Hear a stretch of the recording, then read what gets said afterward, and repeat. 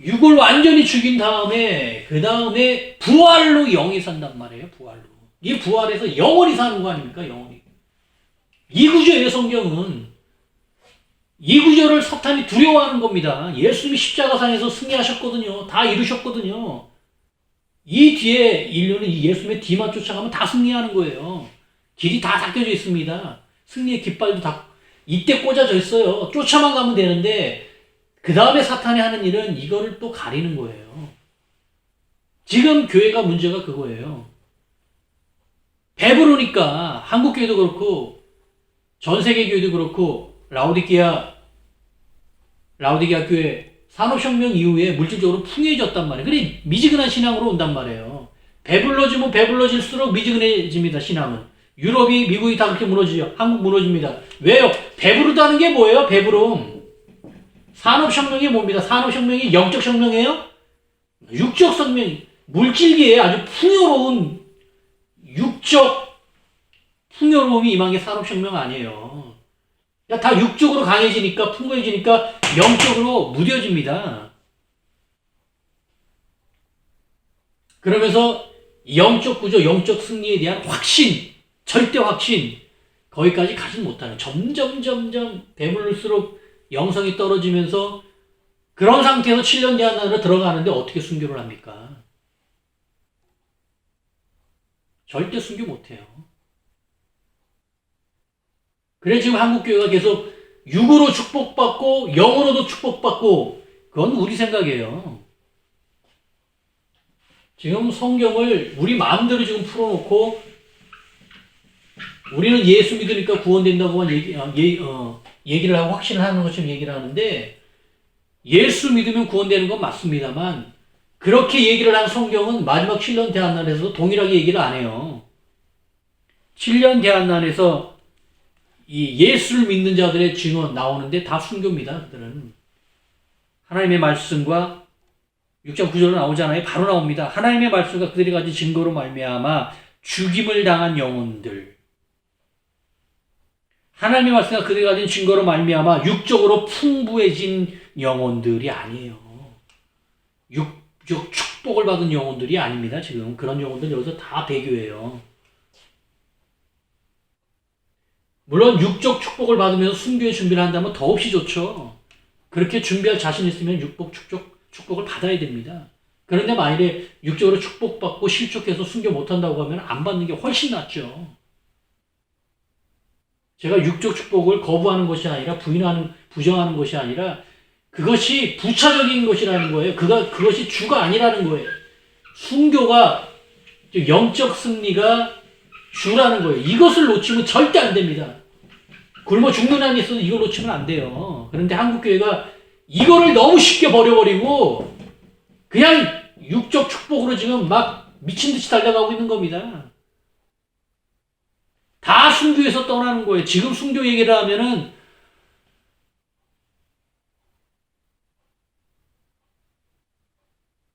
한국교회 성도 중에 몇 명이 남겠어요.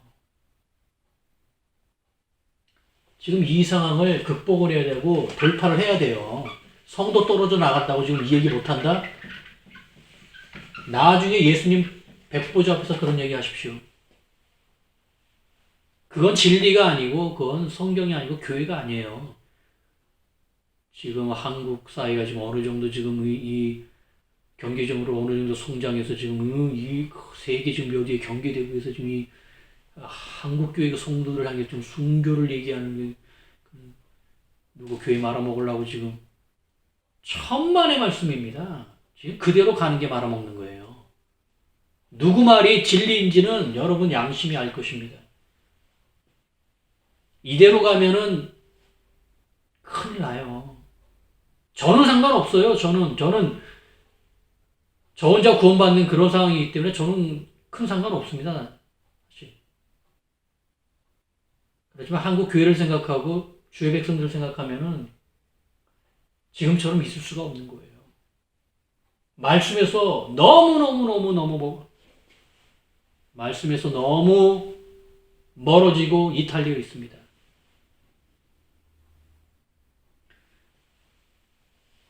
다섯째에서 처음으로 제가 그렇게 목이 터져라 강조한 순교의 양상이 드디어 처음으로 모습을 드러낸 거예요. 제단 밑에서의 호소자가 바로 이들입니다. 이들은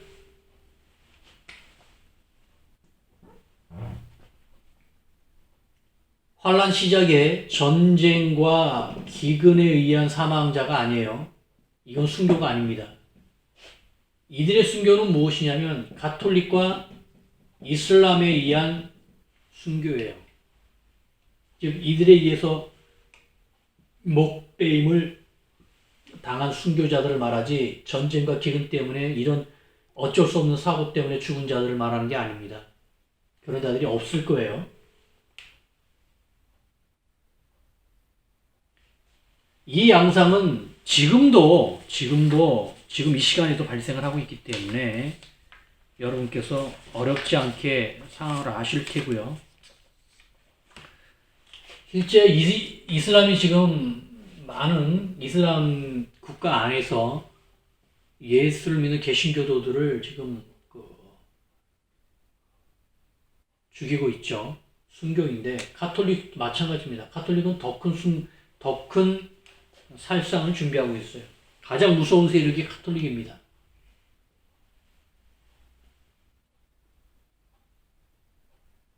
지금 로마 가톨릭이 어느 정도 준비를 하고 있는지 모르겠지만 지금 전 세계를 지금 장악할 치밀한 준비가 거의 무르지고 있습니다.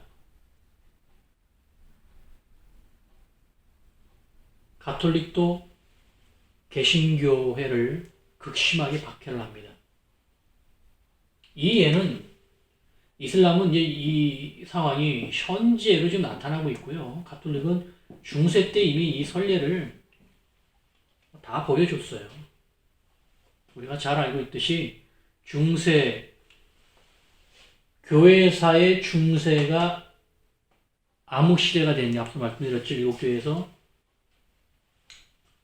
버가모교회, 두아데라교회, 사대교회가 암흑시대가 된 것이 바로 로마 가톨릭의 부패 때문에 그렇습니다. 이때 너무나 많은 사람들이 죽었어요. 이미 가톨릭은 이때 어떻게 개신교도들을 죽일지를 다 보여줬습니다. 이 상황이 다시 나타납니다. 오히려 더 크게 나타납니다.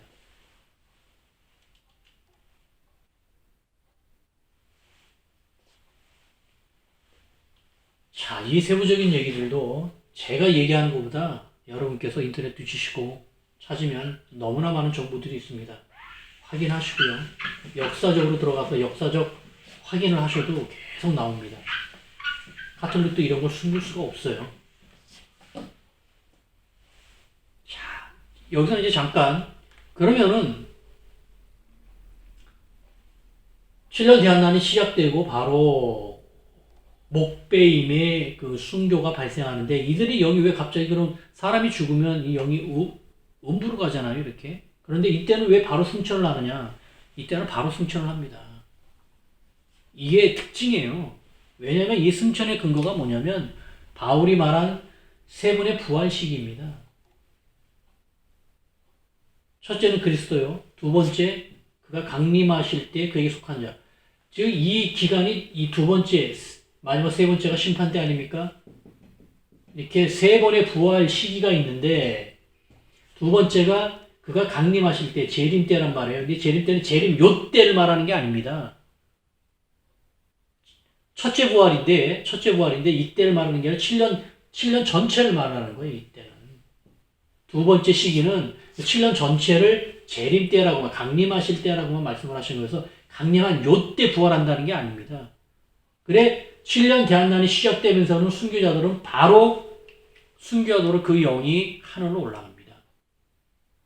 그 근거가 바울의 세 번의 부활 시기에 있어요. 놀랍도록 정확하게 맞춰져 있습니다.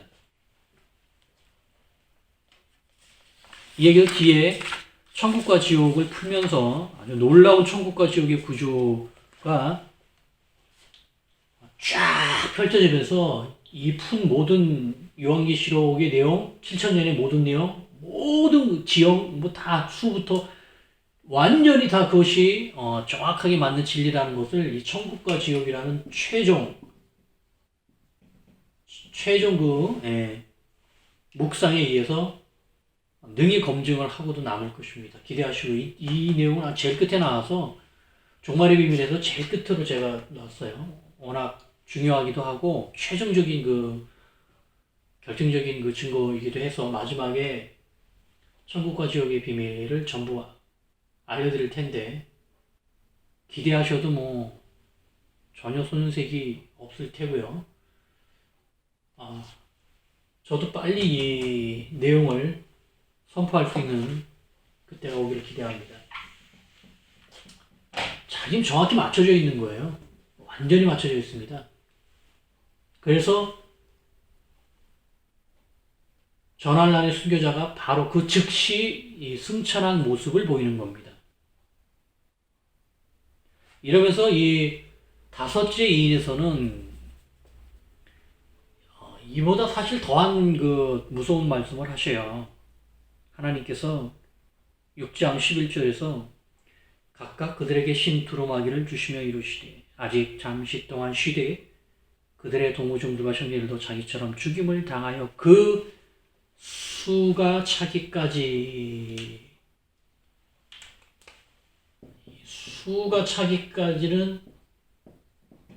수가 차기까지라는 이 무서운 말씀을 하십니다. 즉 순교자의 수가 있다는 거예요. 즉 내가 복수를 하고 내가 분명히 너희들을 위로하고 회복시켜 줄 텐데 그때까지 너희가 조금만 참아라. 주님 언제까지 참아야 됩니까? 정해진 수가 차길까? 순교자의 정해진 수가 있는데 그 인원수가 다 찰 때까지. 이게 이제 뒤에 이 뜻이 점점 이제 깊어지면서 하나님의 계획이 얼마나 무섭고 놀라운지 그 앞에 엎드리지 않을 수가 없는 상황이 와요. 자, 지금 하나님께서는 순교자의 수를 세고 계시는 겁니다. 즉, 재림 강림하시기 전에 지금 정해져 있는 그 순교자의 수가 있는 거예요. 우리는 모릅니다. 근데 하나님의 노트에는 지금 순교자 이름이 쫙 들어가면서 마지막 장까지 다 이름 수가 다 차야만이 재림이 가능한 거예요. 물론 이 과정이 전부 다 계획되어 있고 다 있지만 지금 이게 이 정도가 순교자 정도로 끝나는 것이 아니라 이 끝에까지 지금 순교자들의 인원수가 다 들어가 있다는 거예요. 명단까지 다 들어가 있을 것입니다. 누가 죽을 것이고 누가 순교할 것이고 누가 배교할 것인지도 다 들어올 텐데 이 뜻을 기억하시고요. 지금 이 얘기를 깊게 할 수 없으니까 그 수가 차기까지 하나님께서 기다리신다는 거, 이거 순교자의 수가 정해져 있고 많은 순교자가 예비되어 있다는 것만 기억하시고요. 이게 뒤에 깊은 얘기들하고 줄줄이 맞물려서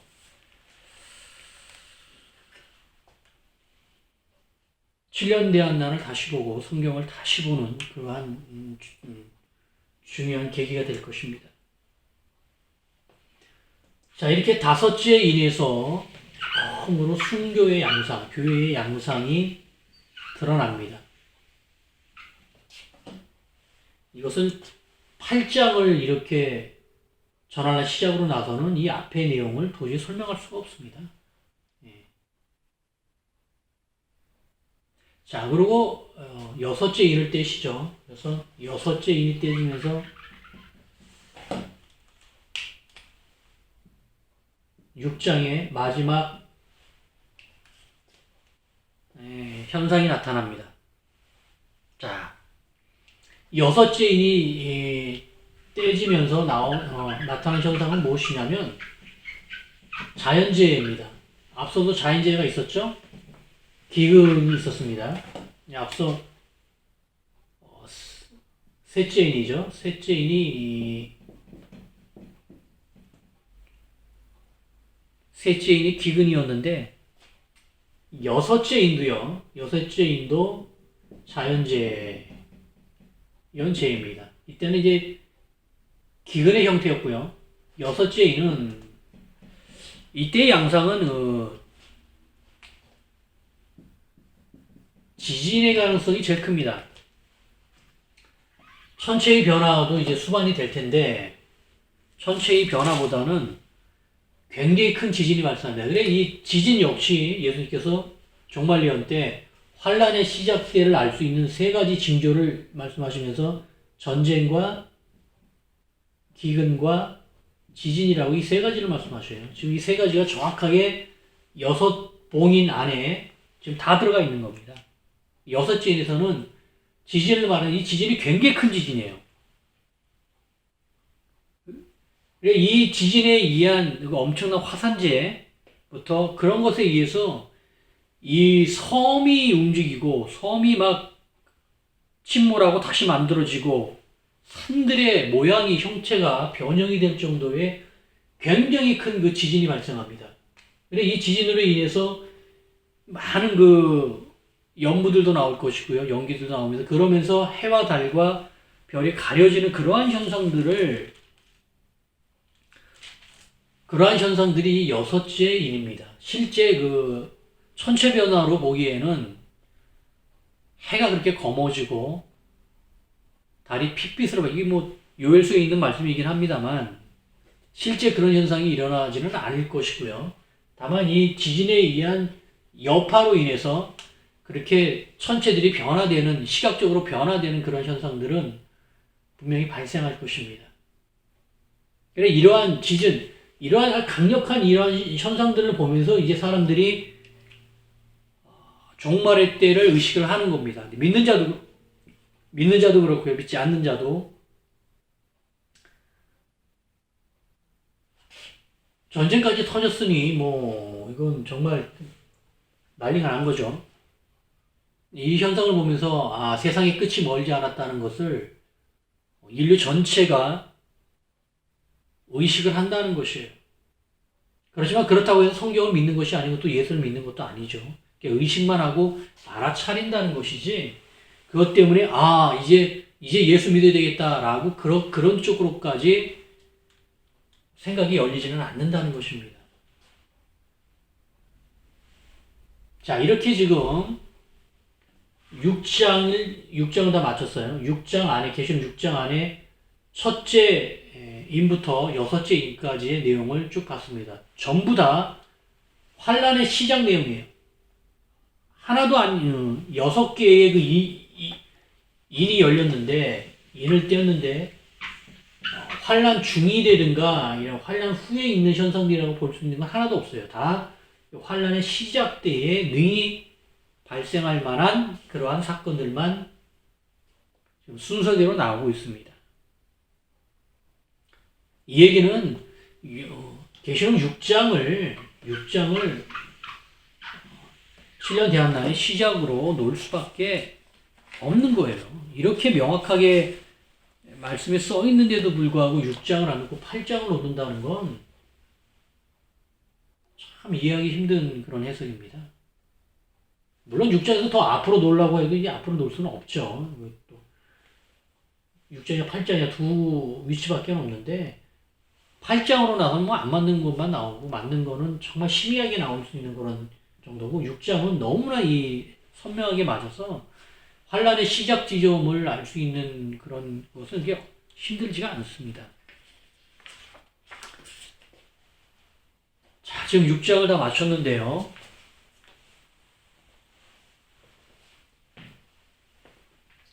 이어서 7장을 바로 넘어가겠습니다. 계시록 7장은 점점 더 중요해집니다. 계시록 7장에서는 본격적으로 이제 전환란의 중간 지점까지 왔습니다. 분명한 것은 중간을 넘었는지는 모르겠지만 초반을 능히 넘은 것은 분명합니다. 7장에서는 가장 중요한 것이 이제 14만 4천하고 셀 수 없는 물인데, 자, 지금 이 7장부터 점점 중요해져요. 6장은 분명히 환란이 시작되었다는 그 명백한 그 신호들, 그러한 내용들로 차 있고, 7장부터는 본격적으로 환란 중으로 들어와서 놀라운 역사들이 기록이 됩니다. 자, 내 천사에 의해서 커다란 어떤 재앙이 준비가 되는데 그 준비에 앞서서요. 기다리라는 어떤 그 신호를 받습니다.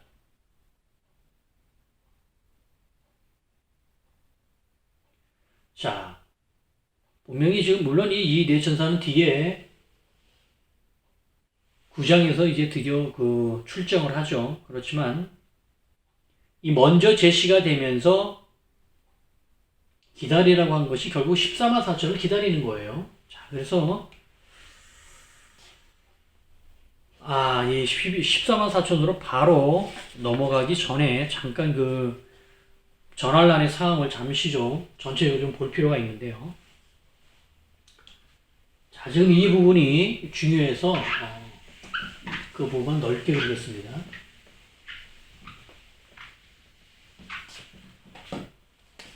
자, 이제 7장부터 들어가면은 내용이 워낙 중요해지기 때문에 집중하시고요.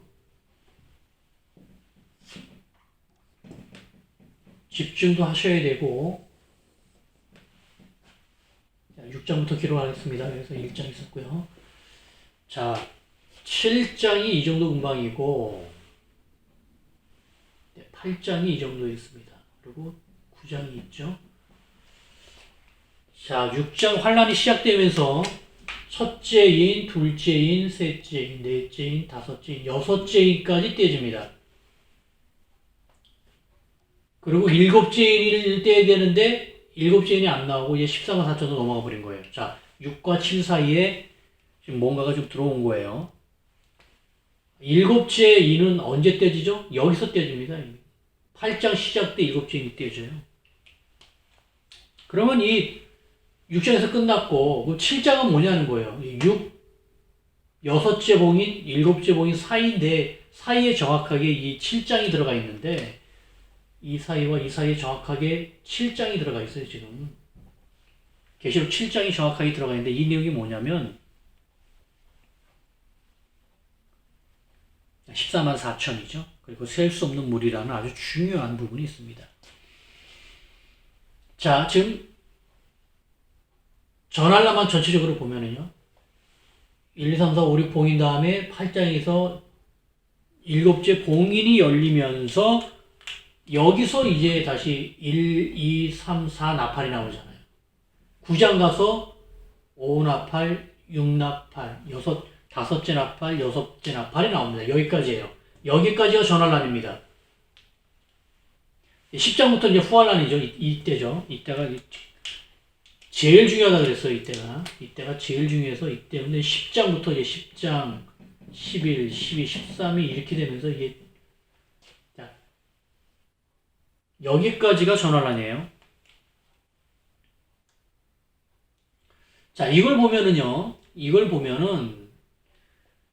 전환란이 지금 1, 2, 3, 4, 5, 6인 1, 2, 3, 4, 5, 6 나팔에서 12등분이 되어 있어요. 물론 이 사이에 이 7장이라는 한 장이 긴 장이 들어가 있어서 이 텀이 있지만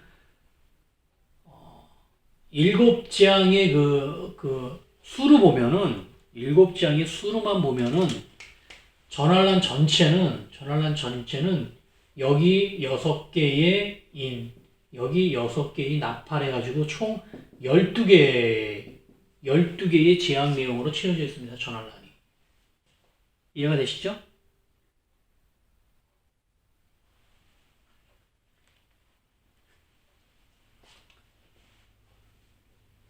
그래, 이 기간을 이제 정말 12등분을 할 수도 있어요. 당연히 이 10이라는 수는 성경에 아주 절대적인 성경의 수이기 때문에 뒤에 이제 이 기간도 다 12등분해서 맞춰볼 텐데 전환란의 구조의 뜻은 아시겠죠? 이렇게 전환란이 12개, 6개의 재앙으로 구성되어 있다는 것입니다. 이것의 간격은 몰라요. 며칠 간격인지는 일일적으로 12등분한 간격이 될 수는 없겠죠. 그러면 대략 80일 정도 간격이 나오는데 실제 그렇게 됐을 리는 없고 더 긴 간격도 있고 짧은 간격도 있을 테지만 전체적으로 전환란 기간이 965일 정도 되는데 이 전환란 전체 기간 한 965일로 지금 그 나오는 이 기간에 이 12개 재앙으로 지금 그 맞춰져 있기 때문에 이 부분에 대한 구조만 지금 눈에 이으시고요. 정리를 하시고요. 이게 봄이네요. 이것이 나팔입니다. 이렇게 되어 있다는 걸 기억하시고 이후 내용을 들으시면 많이 정리가 되실 것입니다. 그렇게 어려운 구조는 아니에요. 구조는 이제 후환란에 아주 집중적으로 나오기 때문에 후환란 구조가 아주 중요합니다. 전환란 구조는 이렇게 한눈에 알 수 있게 단순한 구조로 되어 있어요. 자, 이제 7장 안으로 들어가겠습니다. 지금 앞서 6장까지 봤고요. 6장의 6째 봉인까지 확인했고요. 6개 봉인과 6째 봉인과 7째 봉인 사이에 7장 한 장을 별도로 지금 이 사이에 6과 7 사이를 끼워 넣었는데 이 내용으로 들어가겠습니다. 그것이 바로 14만 4천과 셀 수 없는 물이라는 그 두 내용이 나오는 거예요. 자,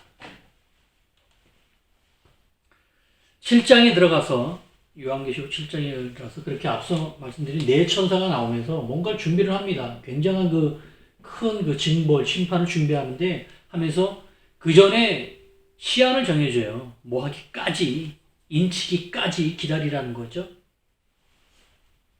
그것이 무엇을 준비하느냐, 이 네 천사가 14만 4천이 준비될 때까지 기다린다는 거예요. 이러면서 14만 4천이라는 굉장히 중요한 그 새 요소가 등장을 합니다. 순교가 있었죠? 자, 지금부터 이제 점점 중요해져요. 자, 지금 이 14만 4천을 놓고 해석이 지금 많습니다만, 사도 요한은 분명하게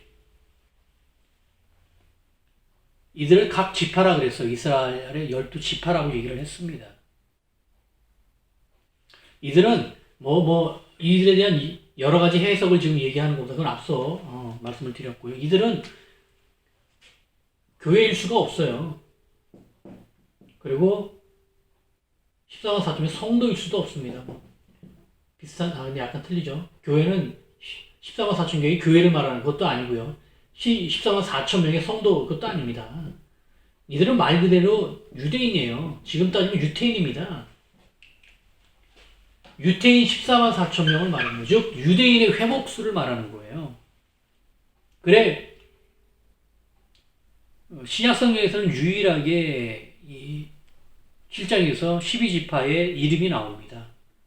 12지파라는 표현은 몇 번 나옵니다만 신약에서는 그 한 지파를 이름한 건 이곳 한 군데밖에 없어요. 신약 전체에서 계시록 7장 5, 6, 7, 8절 여기에서만 12지파 이름이 나옵니다. 구약에서는 많이 나오지만 신약에서는 딱 이 부분 한 군데예요. 왜냐하면 이들이 유태인이기 때문에 유대인이기 때문에 그렇습니다. 즉 이때 어떤 일이 발생하냐면 유대인 안에서 예수를 믿는 자들이 14만 4천 명이 발생을 합니다. 그게 어떤 식으로 발생하는지는 아주 이제 말씀을 깊게 들어가면 이제 나타납니다만 결론은 성령 하나님의 역사로 나타나는 거예요. 지금 이들이 준비되고 있죠. 그러나 누군지는 모릅니다. 근데 인원수는 정확하게 14만 4천이에요. 한 명도 빠지지 않을 것입니다. 이들이 지금 어디 살고 있는지 모르죠. 전 세계 흩어져 살고 있겠는데 이들이 지금 유태인은 예수를 믿지 않습니다. 이들은 구약까지만 인정하기 때문에 유대교예요. 유대교.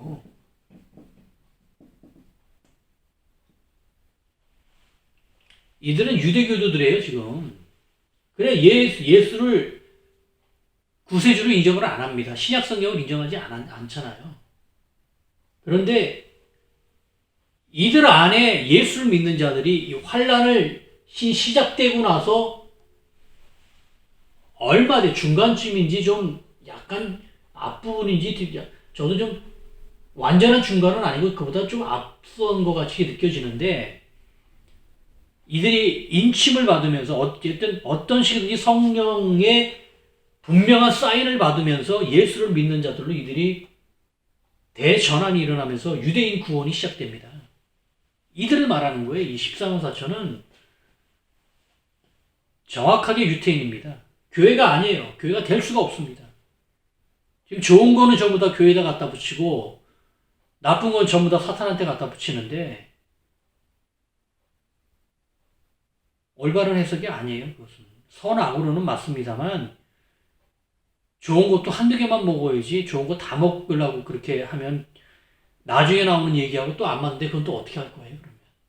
뒤에 셀 수 없는 무리는 또 어떻게 나오고 또 여기 12년 나온 여자는 누구예요, 도대체? 좋은 거 시사사전도 교회, 여기도 또 교회, 여기도 교회, 여기도 교회. 그러면 나중에 어떻게 하는 거예요? 좋은 건 니들이 다 해라. 결정적인 거 하나를 다 먹고 그러면 이게 여기가 교회면 이 앞서 여기 해가지고 여기서 순교한 이들은 누구예요, 그러면? 좋은 것만 날름날름 그렇게 먹어서는 전체 내용이 엉망진창이 돼버려요. 이것에 정신 차려야 됩니다.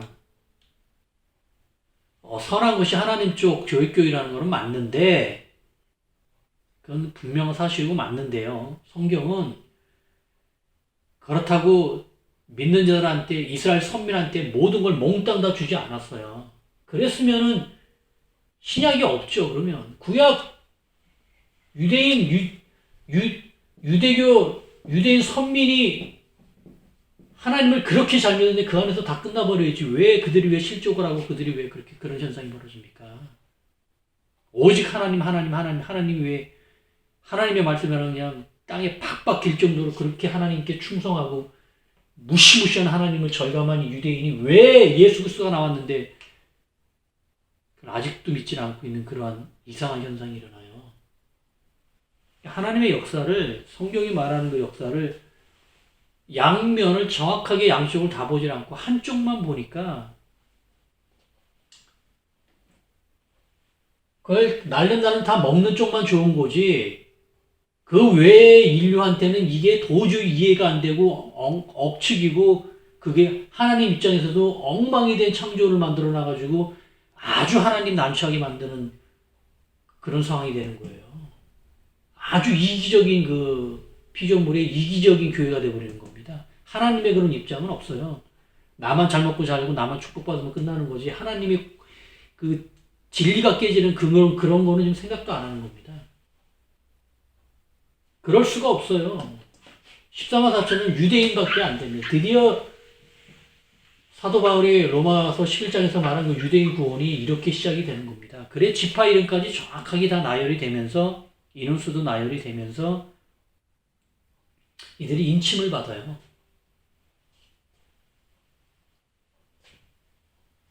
이들이 유대인이라는 증거는 뒤에 계속 나타납니다. 거기에 대한 세세한 내용들은 전체 내용을 다 정리한 다음에 해야 됩니다.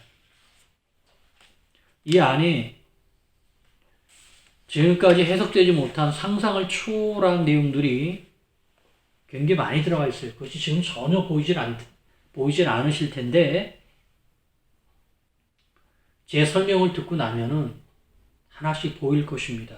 그리고 14만 4천이 유대인 외에 다른 해석은 나올 수도 없고 그렇게 해석을 해도 안 된다는 것을 이해를 하시고 공감을 하실 줄 생각을 합니다. 이 14만 4천이 이때 환란이 시작되고 나서 그 얼마 뒤에 인침을 받는 이유가 있어요. 이들은 분명한 유대인의 회복이고요. 유대인의 회복은 그 선민의 회복이에요. 반드시 회복됩니다. 장자의 회복입니다. 장자의 회복이에요. 여기에. 이들은 1948년에 이 앞서 이 정도쯤에 있었죠. 교회사가 1948년에 이스라엘이 건국되고 나서요. 이때는 나라가 이제 건국돼 이게 충격적인 현상이라 그랬잖아요. 이게 도저히 인류 역사적으로도 이해가 안 되는 것이고 숫자로도 내가 이제 뭐 말씀드렸고 이스라엘 건국은 이건 어마어마한 사건이에요. 이때 1948년에 이스라엘이라는 나라가 회복이 된 다음에 이때는 그 백성이 회복됩니다. 여기서는 그렇죠? 이 회복에 의해서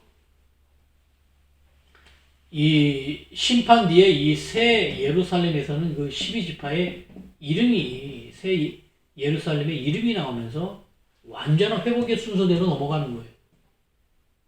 단계별로 넘어갑니다. 이해를 하셨죠? 성경이 애초에 이스라엘이라는 민족, 선민에서 출발을 했기 때문에 교회사 또한 그들이 실족을 합니다만 회복한다고 약속을 하셨고요. 그것이 실현되는 안에 반드시 그 내용이 있어야 돼요. 14만 4천을 교회로 놓으면은 그러면 이 7년 대한난 안에 유대인의 회복 구조는 없는 겁니다. 그럼 어떡하라고요? 말씀이 또 깨지잖아요.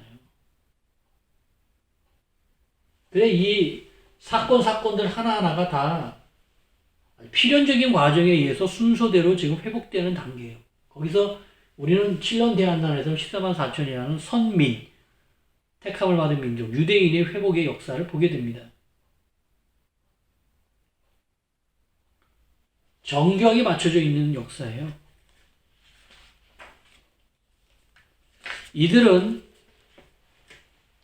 이때 인침을 받는데 인침 받는 방법은 뭐 선명하게 나타나진 않습니다만 개인은 분명히 압니다. 자기가 인침을 받았다는 것을 분명히 알고 이들은 거의 틀림없이 예루살렘으로 모일 것입니다. 이들은 우리 같으면은 뭐 인침을 받아도 이방인 같은 경우는 예루살렘으로 갈 이유가 없어요.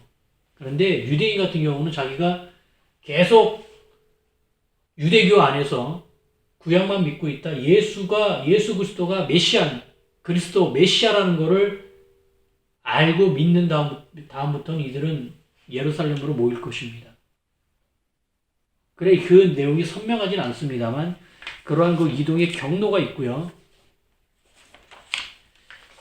자, 이들의 인침은 이제 인침이라는 것을 이제 이렇게 표현하는데 이게 표로 이제 표현을 하죠. 이 표는 이제 뒤에 이 선한 쪽에서는 이 표는 이제 이 14만 4천으로 나타나고 악한 쪽에서는 이제 666으로 나타나는데 이 표의 시작은 가인 때부터 시작이 되죠.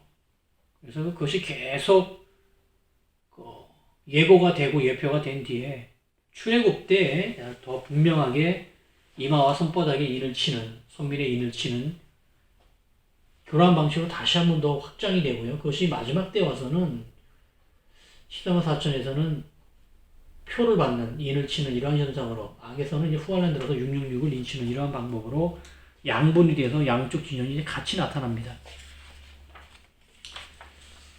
자, 유대인은 좀 특이한 이 14만 4천은 약간 특이한 그 경로를 밟습니다.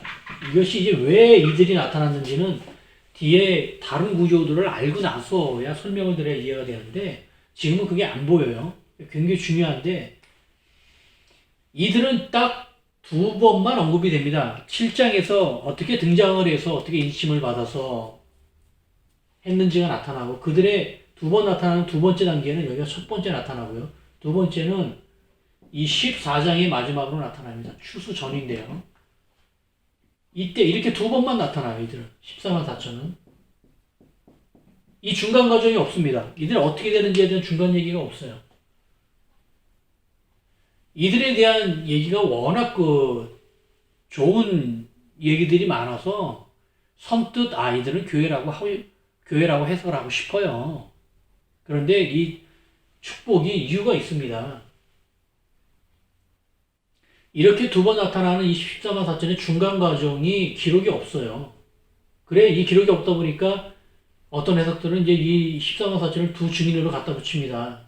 두 증인 얘기가 바로 이들 얘기라는 거예요. 설명을 하려고 하는 겁니다. 노력을 해서 설명을 하려고 하는 것인데 이 설명이 없다는 것은 그만큼 그 상태로 놔두고 묵상을 하면 알 수 있다는 거예요. 그렇지 않은 내용을 끌어붙여가지고 설명을 맞추면 안 됩니다. 그렇게 해서 설명이 될 수 있는, 보강해서 설명이 될 수 있는 내용들은 그렇게 보강을 했을 경우 정확히 맞아야 돼요. 근데 이 14만 4천을 두 증인으로 11장 두 증인으로 전환하는 나서는 뭐 얘기가 안 되고요. 자, 이들은 없다가 어느 과정 속에서 이들이 인침을 받았어요. 인침을 받아서 실장에서 인침을 받아서 어느 한 경로로 이렇게 전환란과 후환란까지 다 거치겠죠. 거쳐서 14장에서 가서는 하늘 보좌에 올라서 찬양을 하는 장면으로 이들이 마지막 등장을 하고 끝납니다.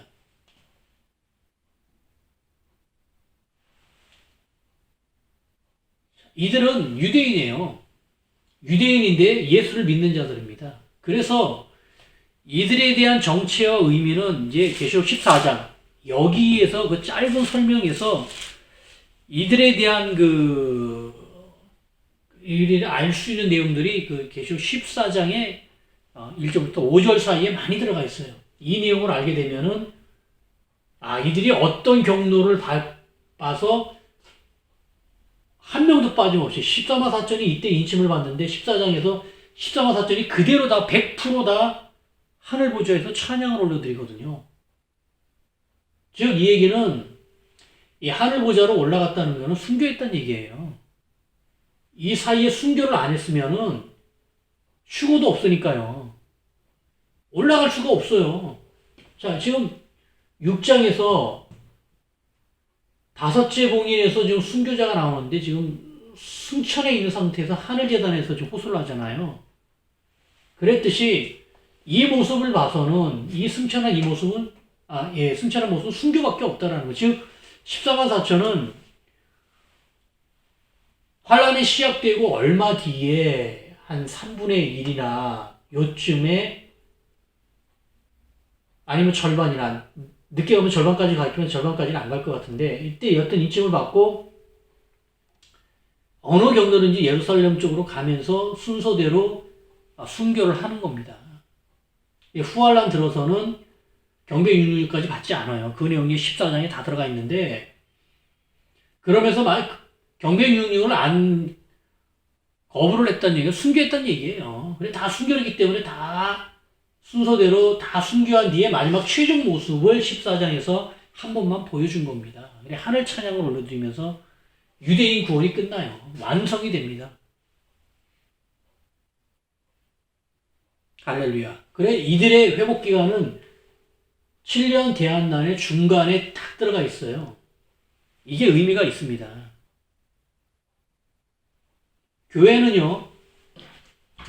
교회는 7년 대한난의 시작부터 끝까지 다 책임집니다. 교회는 환란이 시작되고 재림 때까지 다 교회는 이 전 기간을 감당을 합니다. 교회는 곧 이방인이에요. 그런데 선민인 유대인은 여기서 출발을 해서 여기서까지입니다. 14장까지입니다. 자, 정확하게 교회가 감당하는 이 구조의 한 가운데 딱 들어가 있어요. 유대인 회복다운 구조 아닙니까, 이것이? 더 앞서지도 않고, 더 넘어가지도 않고, 정확하게 중간에 딱 들어가면서 유대인이 모든 종교의 장자인데, 그 역할을 충분히 기간에서도 장자의 의미를 충분히 발휘하고 있습니다. 그리고 이 두 번 나온 14만 4천이 두 번 나온 이 장수를 보세요. 7장과 14장입니다. 완전수 7의 배수예요. 이게 우연히 이제 장절이 다 맞춰져 있는데 7장과 14, 7, 14는 174면 7의 배수 아닙니까?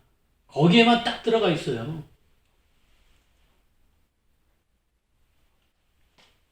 자, 이 구절 이해를 하시겠죠? 당연히 이 구절로 보면 14만 4천을 교회로 놓으면은 여기도 교회면 교회가 늦게 시작하는 것도 이상하고 먼저 올라가서 다 끝내버리는 것도 이상한 거 제가 계속 말씀드리잖아요. 이게 이렇게 늦게 시작하면 이 앞부분은 뭐냐는 거예요, 교회가. 또 이렇게 교회가 먼저 다 끝내버리면 그 뒤에 남은 수순은 뭐냐는 거. 제가 그렇게 의문을 제기하잖아요. 이 14만 4천이 교회를 잃을 수가 없는 거예요. 또 지금 이게 뭐 14만 4천 신천지가 말하는 그러면 지금이 환란 중인 거예요. 지금이 환란 중이어야 되는 거예요. 지금 말도 안 되는 그런 기초적인 묵상도 지금 안 하는 그런 상태에서 어거지 해석들을 하는 겁니다. 전후 내용이 좀 상식적으로 좀 맞아야 될 거 아니에요. 너무나 신묘하고 너무나 영적인 책에서 그게 안 맞아도 된다고요?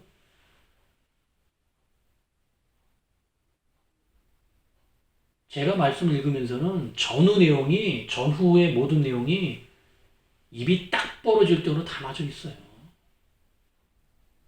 하나님은 그렇게 역사하시지 도무지 모르겠는데 여기에 대한 판단은 여러분이 충분히 분별하시고 묵상하실 줄 믿습니다. 자, 충분히 이해가 되시죠? 너무나 아름다운 거잖아요. 구조가 참 아름답잖아요. 합당하고 타당하고 이해가 되고 너무나 진리답게 그 교회 그 위치별로 딱 막 이게 아름다움 아니 이게 진리의 아름다움, 구조의 아름다움, 하나님의 역사의 아름다움 아닙니까? 이걸 이상하게다 만들어버리니 자, 지금 이 12지파가 성경에서 신약 성경에서 유일하게 나오는데요. 지금 이 12지파 안에는 그렇게 아주 중요한 내용이지는 않아요. 예, 내용은 아닙니다만 대략 그 1차로 묵상할 때 한 가지만 말씀을 드리고 간략하게 넘어가죠. 자, 12지파가 이제 신약에서는 그렇게 중요하지 않습니다. 왜냐면은 그 신약이 예수님으로 인해서 인류 전체로 복음의 대상이 바뀌어요. 그러면 인류 전체가 대상이 되는 순간 선민이 깨져야 됩니다. 선민이 없어져야 돼요. 구약의 선민이 없어져야만이 인류 전체가 복음의 대상이 돼요. 그것 때문에 다 없애버리는 거예요. 구약적 요소가 신약 이후 예수님의 공생의 이후 신약 구약적 요소들이 전부 다